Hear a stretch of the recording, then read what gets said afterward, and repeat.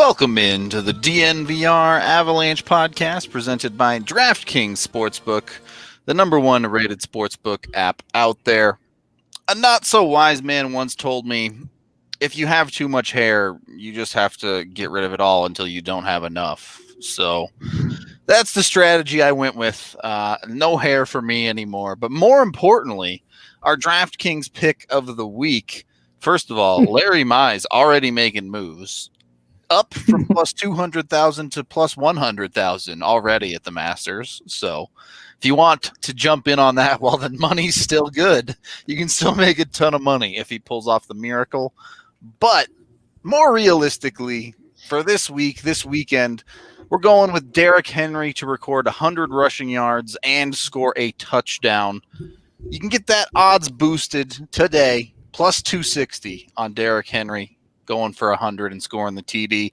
Jump in on it. Get it while it's hot over at DraftKingsSportsbook.com. And if you haven't heard yet, if you sign up for a new account this weekend, you will get up to $100 of insured bets at DraftKings Sportsbook when you sign up with code DNVR. So be sure to jump on that and get some essentially free bets to take while you're making a few bets on whatever you want. Over there, download the top-rated DraftKings Sportsbook app now and use that DNVR code to get this can't-miss offer of $100 of insured bets on Sunday. Again, code DNVR for a limited time only at DraftKings Sportsbook. Must be 21 or older, Colorado only. Risk-free coverage, paid out in-site credits. Restrictions apply. See DraftKings.com/sportsbook for details. Gambling problem, call 1-800-522-4700. All right. Jumping on in, obviously, Evan Rawal, Nathan Rudolph, and the return of AJ Haefele live from Canada right now in his Canadian hat. So you're not Rudo.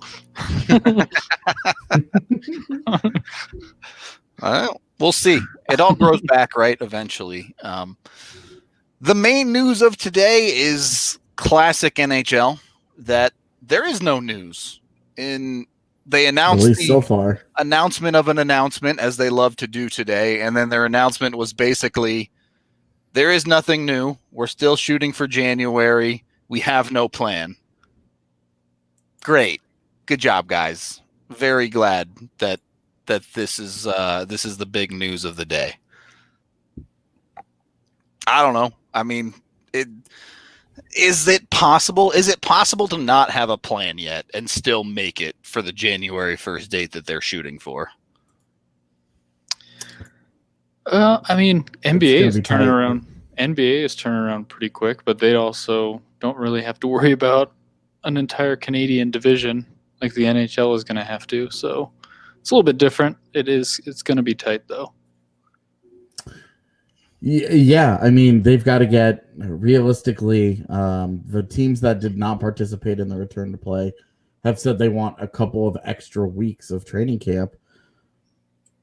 If they're shooting for a January 1st return, you're going to need at least the 2 weeks of training camp that they had when they got back to play for regular teams. So you're in the middle of December already. And then you get back to... You give a couple of extra weeks to those to the teams that didn't participate. Now you're at the beginning of December. It's November 12th. Yep. If that's the plan, then those dudes need to know. And then there has to be a plan for what to do in Canada, because you have a 14-day quarantine restriction upon crossing the border. And I mean, you have players that are going to be coming back over from Europe, a number of especially prospects playing in leagues across Europe that would have to get back into their countries of their teams and get all of that sorted out too. So it's not, if we don't hear updates next week, it just doesn't seem feasible. It really doesn't. They would just have to mash it all together too quickly. So I think we're still, I still think mid-January to February 1st is the most realistic timeline, especially with the news of a potential vaccine.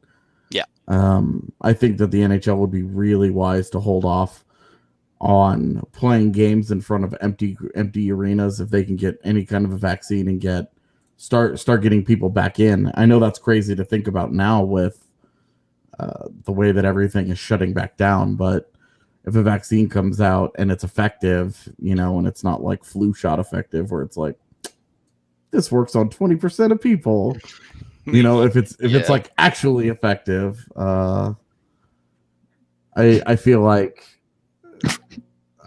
we could probably get back into arenas with fans and everybody else into February. I hope so, but we'll have to wait and see on that one. The only other major news of the day. Yeah. All right, chat. Go ahead. Get it all out. It'll grow back. It's fine. Bobby Hill one. Yeah. The Bobby Hill cosplay was great. The only other major news of the day is the NHL and Adidas hockey continuing to do the smallest jersey leaks in the history of mankind by releasing the jerseys little bit by little bit here. As I'll share my screen and you can see the Pacific Division.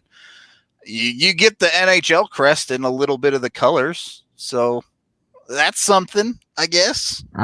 This is the worst jersey rollout I think any league has ever done.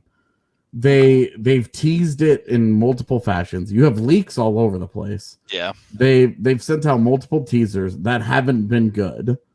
That animated teaser the other day was atrocious.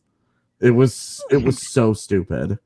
They didn't even do unique ones. They just put every team's colors on the same animation. It was impossibly stupid. It was not exciting, and it was just okay. And now these come out, and it's neat. Are you guys gonna do a division a day?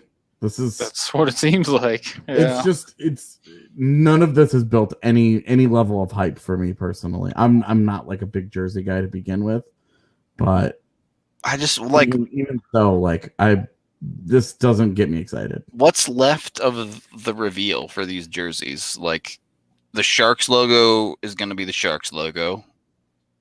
The Vancouver logo, there's only a couple things it could be. Vegas, we already know, has been fully revealed. Edmonton's logo is going to be the Edmonton logo. The only ones that are at all interesting to me are the Arizona ones with the purple there. The rest of these are yep, it's just going to be another jersey. Yeah, each of the accounts teased a little bit more of each jersey to show a little bit more, but yeah, the LA one looks like it'll probably be the coolest one to me. I like those old school jerseys a little bit. So yeah, the Lakers colors. Yeah. The Coyotes leaked one that it looked interesting because it looked different. It also had a lizard on the shoulder, which I'm assuming that's just an Arizona thing because I'm trying to remember back when that was ever a Coyotes thing. But yeah, it's. I guess maybe tomorrow's a Central Division. We'll find out. I guess we'll find out what the NHL crest looks like on the Avs jerseys, which will not reveal anything. Basically, right. I imagine. I think they just need to go ahead and do this for Jesse's sanity, because every time that they Nate, McKinnon tweets out the gloves, and then Mikko tweets out it's part of the pants, and now they have all these things, all these little teasers that are coming out, and every time Jesse has these full blown jersey predictions, and they change a little bit with every reveal. And I think for that dude's sanity, they just need to do it. They just need to give us the jersey before people just break. I like it. Yeah, well, because there are getting people outside out there of Pepsi Center right now. Or Ball Arena. Remember, he went as soon as they announced the name change. He went down there and was like, "The Pepsi Center logos are gone. Look at this. It's now Ball Arena. It looks exactly the same, but Ball Arena." And now, like, Pepsi Mountain is gone. Yeah, they tore down all the stuff that was like Pepsi themed outside. Tore down the aggro crag. I liked the rocks. I thought those were cool. The actual rocks on the ground that were different colors that they had in the logo. I thought that was neat. Yep. There isn't really one to do for Ball Arena. Just make a giant ball instead of rocks. It'll be fun.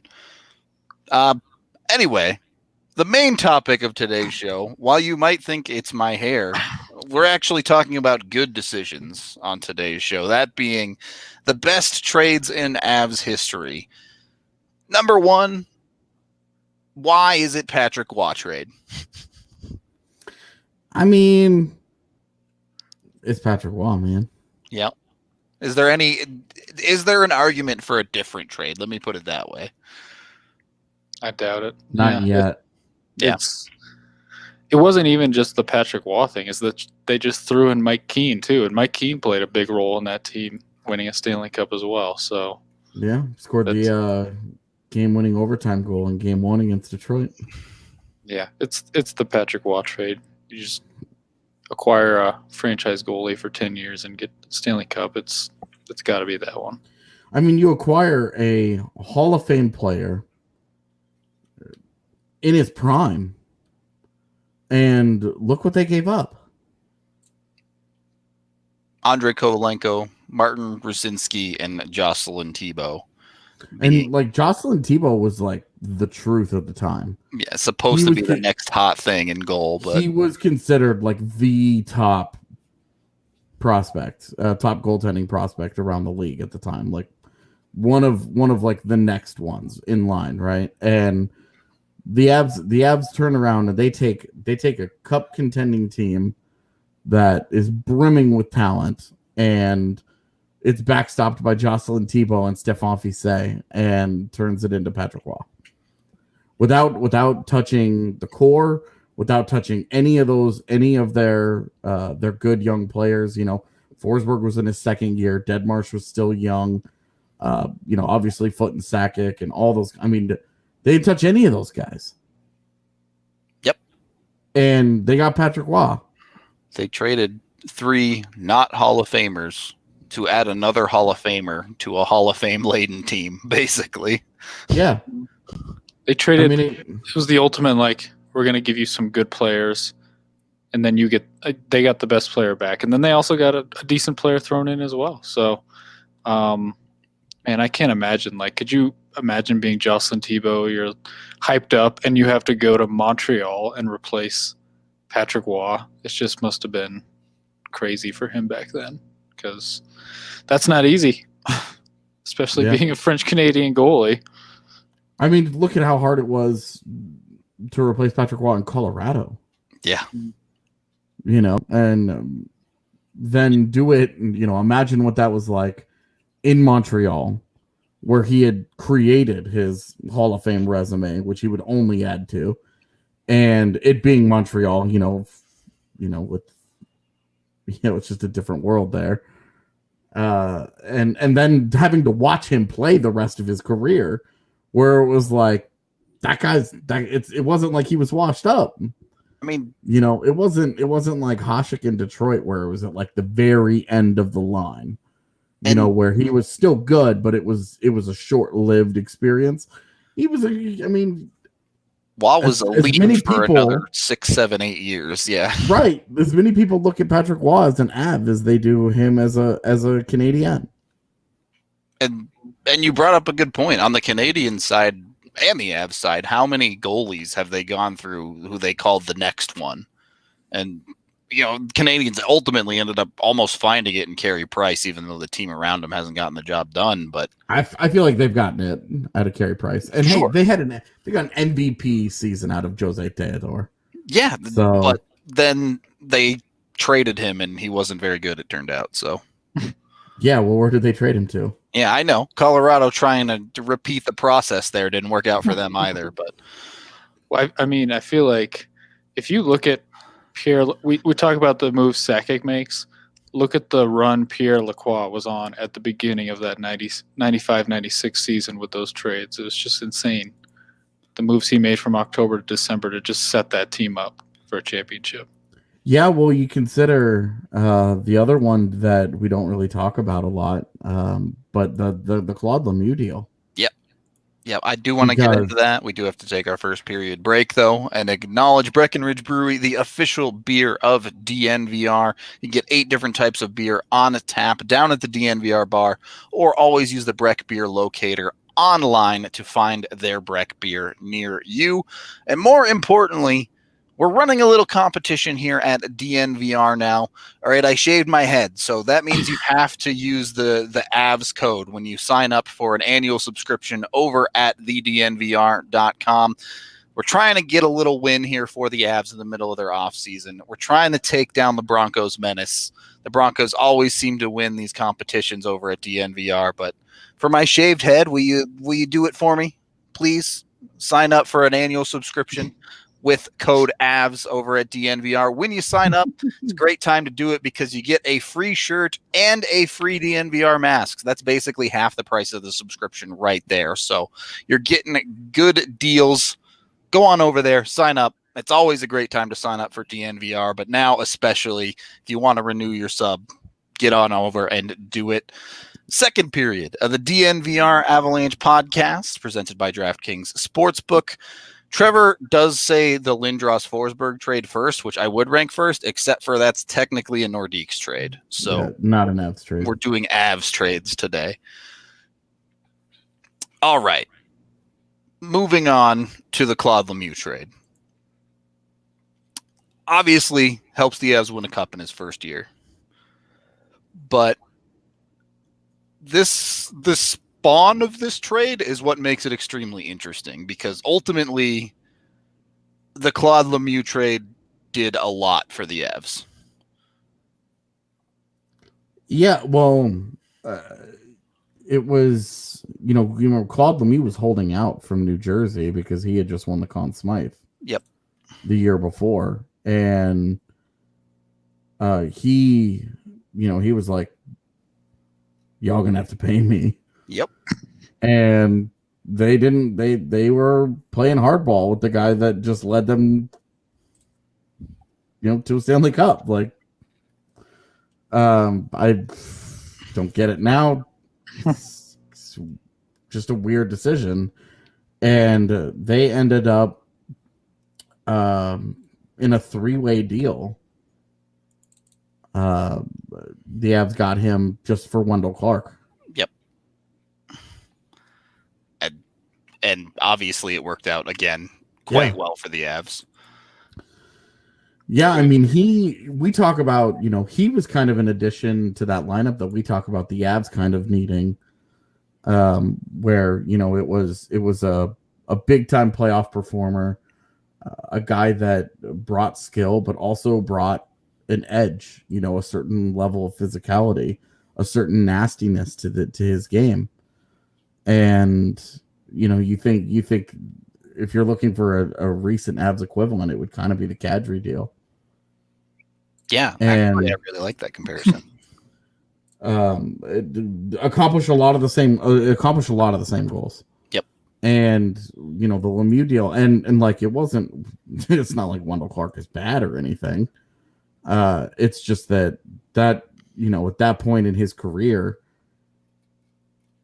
he was okay. Like, he was solid, but that was back when penalty minutes were valued as an actual, like, we need a guy that does this. Yep. I mean, yeah, this trade also created my favorite line in the Avs, in the history of the Avs, with Kamensky, Forsberg, Lemieux. Just could do like a little bit of everything. I mean, just it's archetype wise, it's basically the perfect line. Yeah, I mean, you got Lemieux there to do the dirty work, Forsberg there to do everything, and then, I mean, I think AJ's in the same boat as me. Kamensky is my favorite Avs player of all time. He was the reason why I liked playing the off wing, and yeah, I loved watching that line play. And I mean, Lemieux came here, he helped them win championships, and he helped kick off quite the rivalry too. So it's good times. Well, it's not only that for Lemieux, as JT has mentioned here. When they shipped out Lemieux after the fact, they got Brian Rolston and a first-round pick for Lemieux and a couple of picks. And Brian Rolston in that first ended up being the two major pieces in them acquiring Ray Bork. Yeah.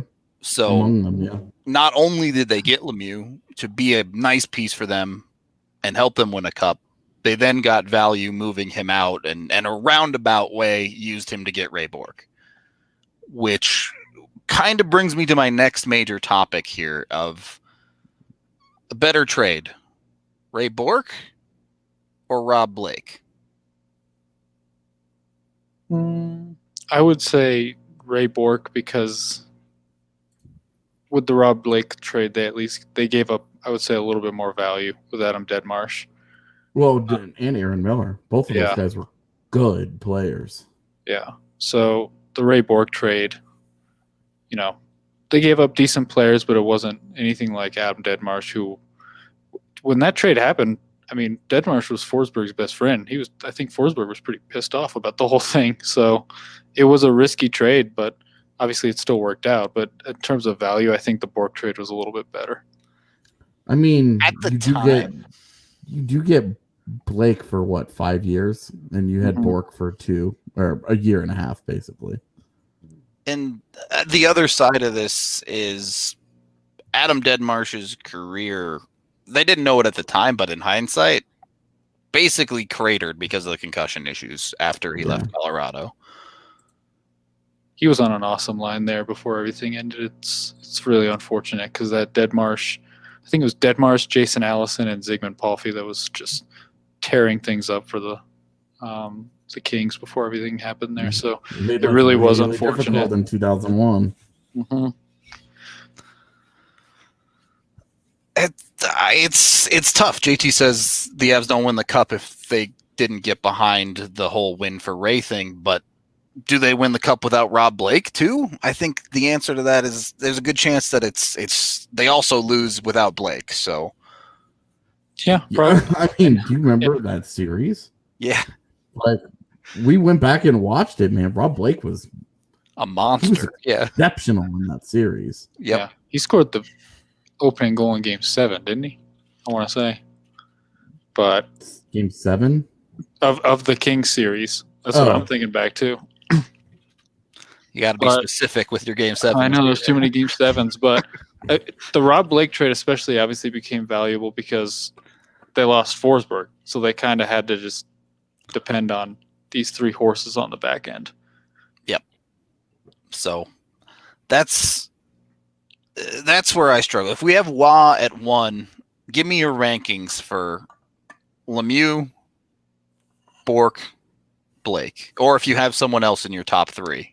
I was going to mention it, but I mentioned the start of 96 Sandis Ozolinsh trade. I think was low-key awesome because it was the ultimate, we have a lot of talent up front. We need somebody on defense that's going to kind of round out this team a little bit more. So yeah, because if you go back and look at that defense, it was a lot of stay-at-home guys. Mm-hmm. Gusarov and Foote and Lefebvre, Precision, all those guys, like they needed an offensive spark, and Sandis Ozolinsh was he ever that. I mean, they did give up Owen Nolan if you're talking about value. Well, it was the ultimate win-win trade for both teams. Yeah, but it was easier. What were the dates of the Ozolinsh and Lemieux deals? Ozolinsh was end of October. Yeah, Ozolinsh was October 26th, 95. Lemieux was like October 3rd. Yeah, Lemieux was literally like 2 days before the season started. Okay, so they could make the Owen Nolan deal because they got Lemieux, because Lemieux brought a lot of the same stuff. Those were both power forwards. Those were both nasty guys, that had a lot of offensive skill. And with Nolan, I mean, he was coming off of a 30-goal season. So it wasn't like that wasn't value, as you're mentioning. Like, it wasn't like this is a scrub here. But that's they were able to make the Nolan for Ozolinsh swap easily because the Lemieux deal put them in that position. Yeah, and they were just stacked up front that year.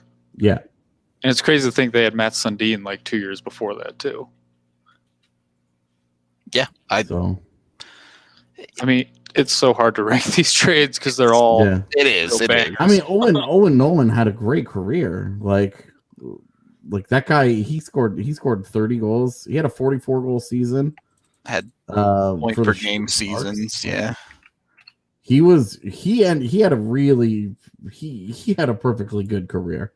That dude would have been just fine staying in Colorado. Like you could have easily they could have easily justified keeping him and not rolling with a guy like Kamensky.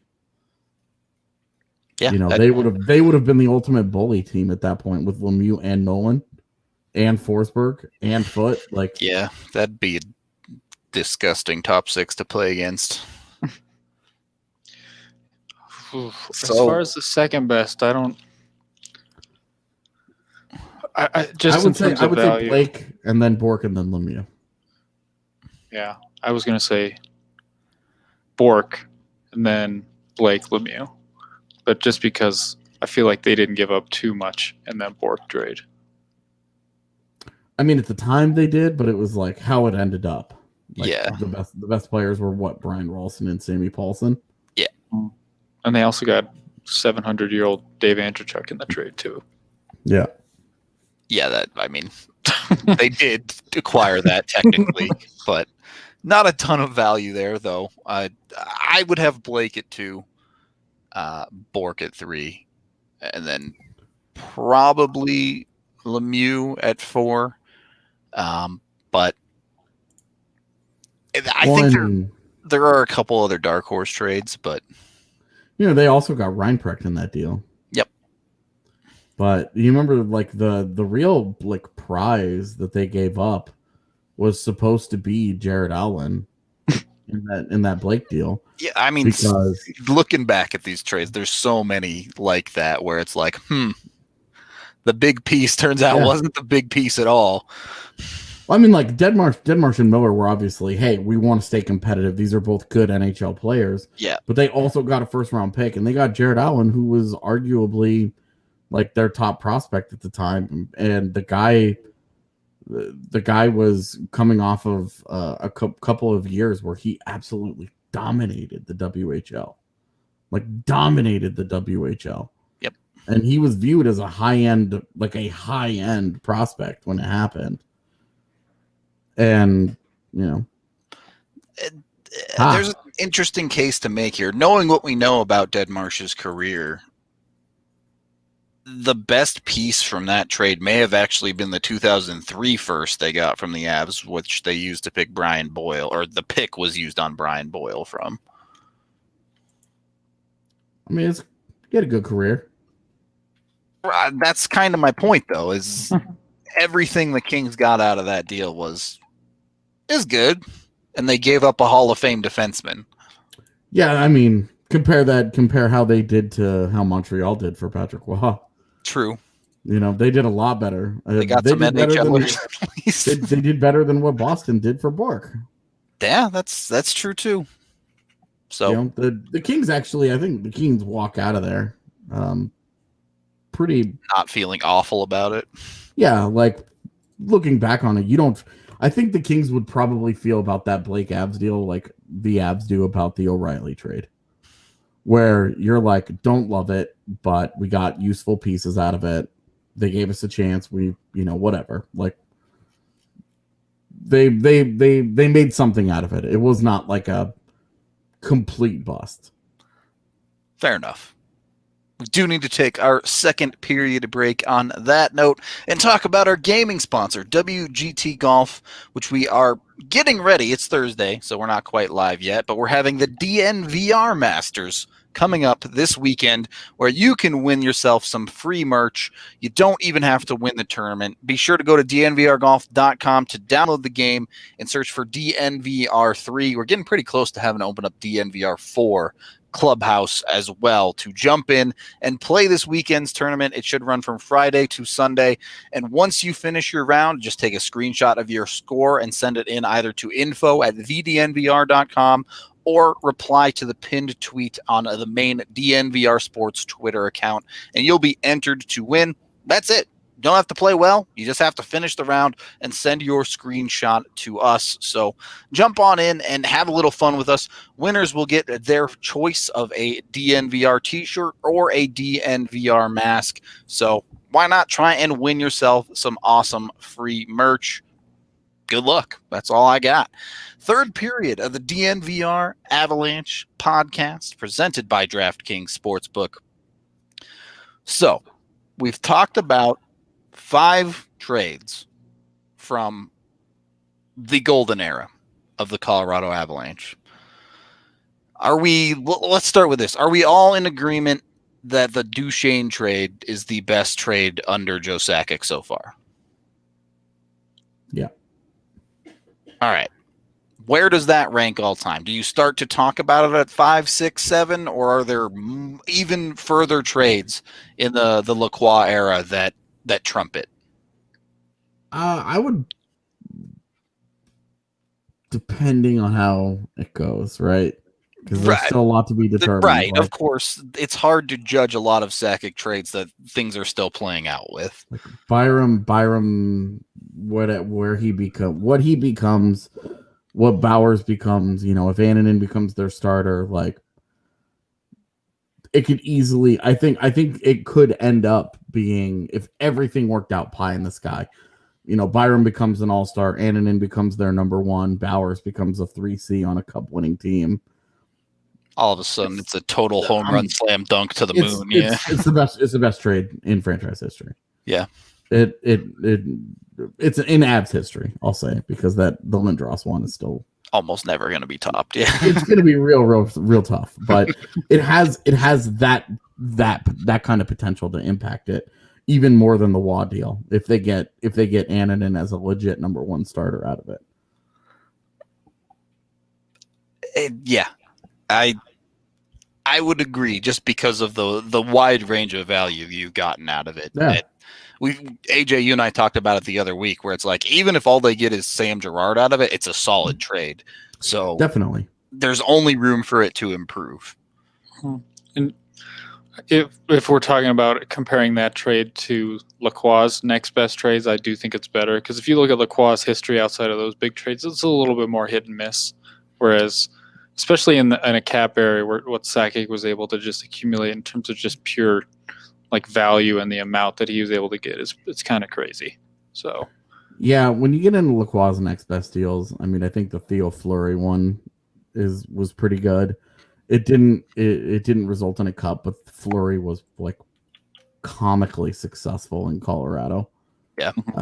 And while they gave up Robin Regier, it was okay. Like they were able to pay that price, and it was okay. They got Dingman out of it too, if you care, but a decent value trade for the Avs. But yeah, like it ended up. That was a pretty clear rental, wasn't it? If I remember correctly, it was, and that's why it's only like somewhere on the list. Connor Walchuk was a great deal too that we kind of overlook because his career ended prematurely. I really like that. What inspired this episode, by the way, was shout out to whoever you were on Twitter who asked AJ and I about the most underrated Avs trades. Connor Walchuk would be up there. Yeah, AJ put Connor Walchuk. I put the trade that ultimately netted the Avs the Tanguay pick. Was that was San Jose? I can't remember off the top of my head. I'd have to check. Yeah, because I can never remember. Yep, that was the Ricci trade. Okay, yeah, because they made a couple of deals with San Jose where it was like they got Ozolinsh, they sent Ozolinsh back. Yeah, they got Sean Donovan, they sent Sean Donovan back, and it was like, I have a hard time keeping track of all the guys that they got from San Jose and then sent back and what all the returns were for them, because there were several of them. Yeah, the Tanguay one was Ricci in a second for Sean Donovan and the first round pick that would become Tanguay. Nice. So a bet on the future that worked out pretty well for them there. That was when he was stacking up first rounders because he loved Le Cavalier and he was trying to couldn't get the deal done. Yeah. Yeah. Well, and then he ended up, I mean, with the Tanguay pick. If you look at that draft, like Le Cavalier is clearly the top player, but Tanguay is the second best forward from that class. Yep. So didn't get the best guy, but got the second best. Yeah, and got three guys that contributed to the 01 Cup team. Yep.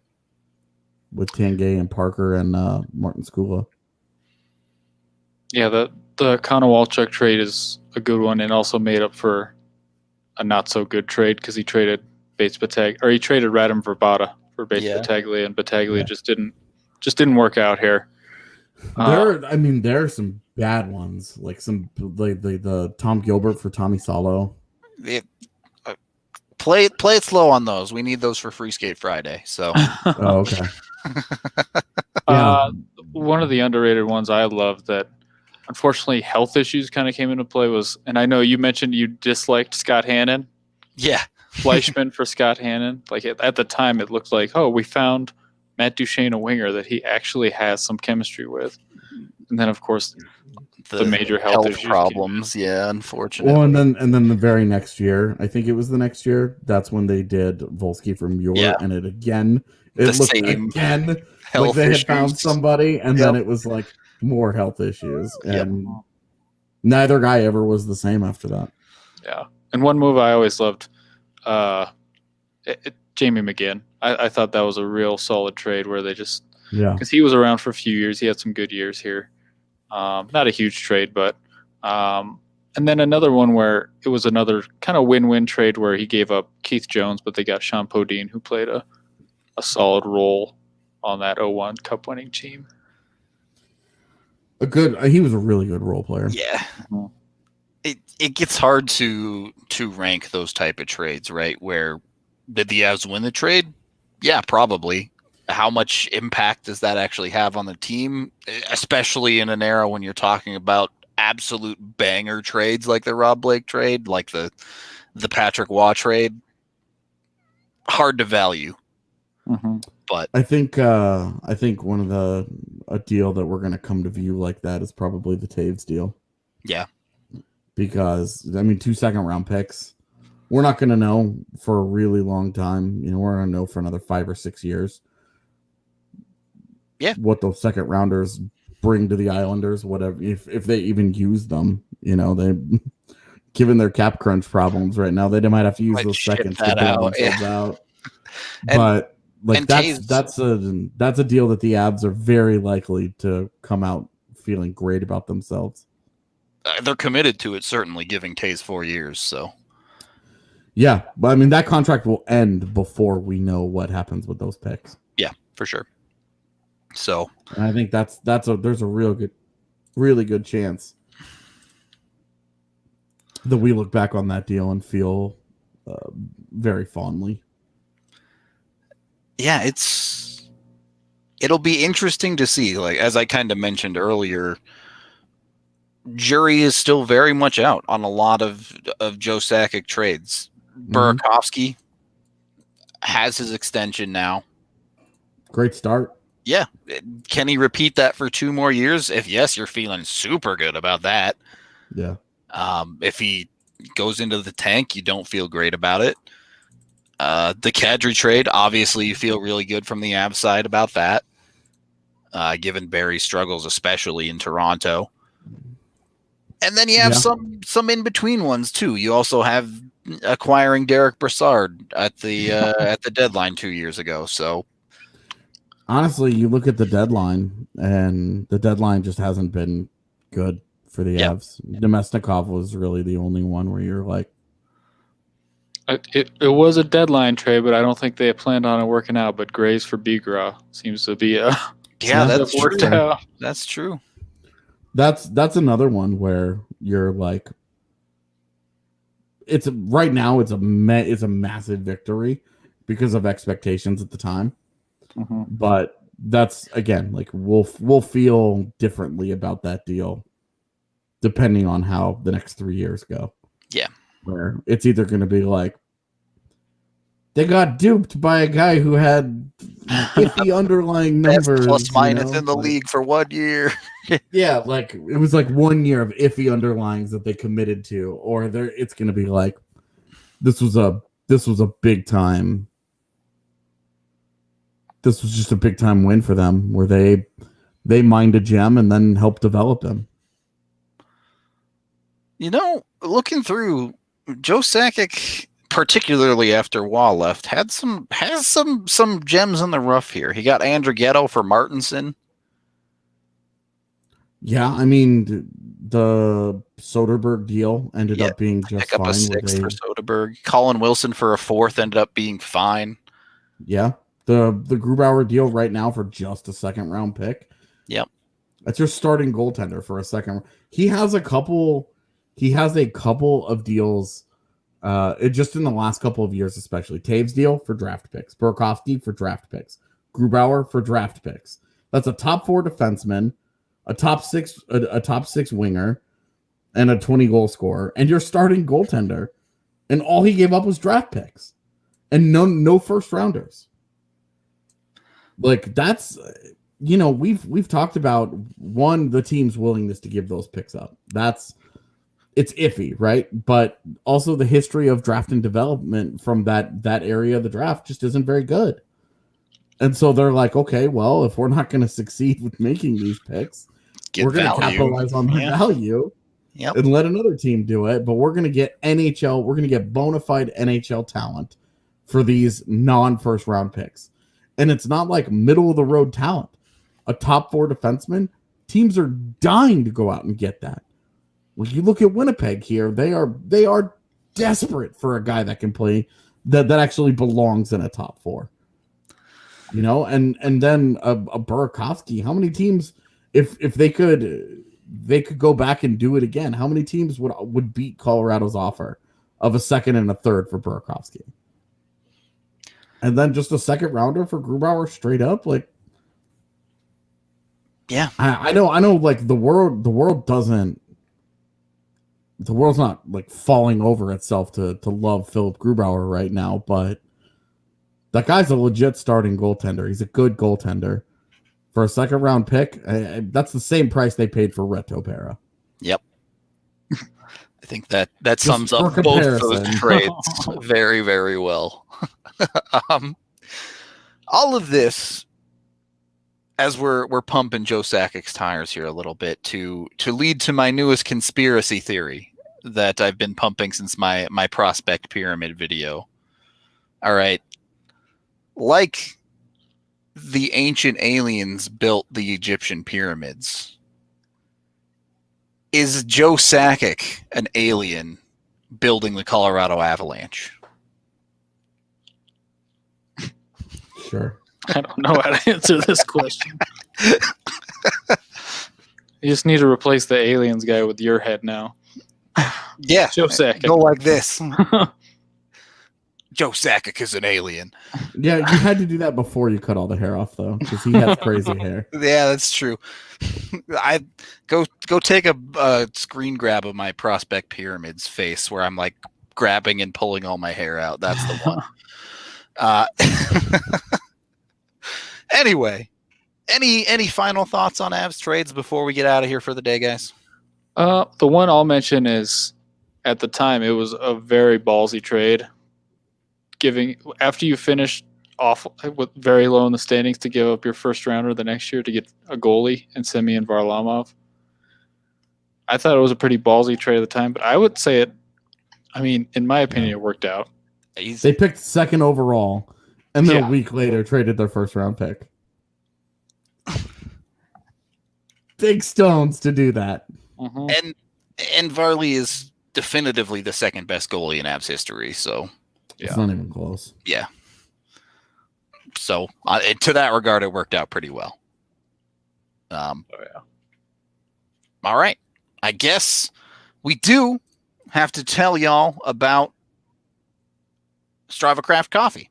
I was totally prepared for this. The CBD-infused coffee that has really changed lives, and you can get that at the DNVR bar now as well with cold brew coffee. To try it before you want to purchase or sign up for the subscription service online, highly recommend you come on down and give it a try. And when you love it, you can go to StravaCraftCoffee.com and get up to 30% off for this week. Jump on that. Normally it's 20% off, but doing a little bit of a boost. Use that DNVR code. And of course, when you do want more, you can always sign up for their subscription service where you get 20% off every single week. You can get it in 2, 3, 4, 6, or 8-week packages. It's a great deal. Awesome stuff, known to help many different aches and pains. So give it a try today. On that note, we're getting out of here for the day. Thank you, everyone, for watching, listening, however you consume the podcast. We'll be back with some fun stuff tomorrow for Free Skate Friday, probably looking at some of the worst trades in Avs history, as well as some other fun stuff. So hope to see you all there, and we will talk to y'all then.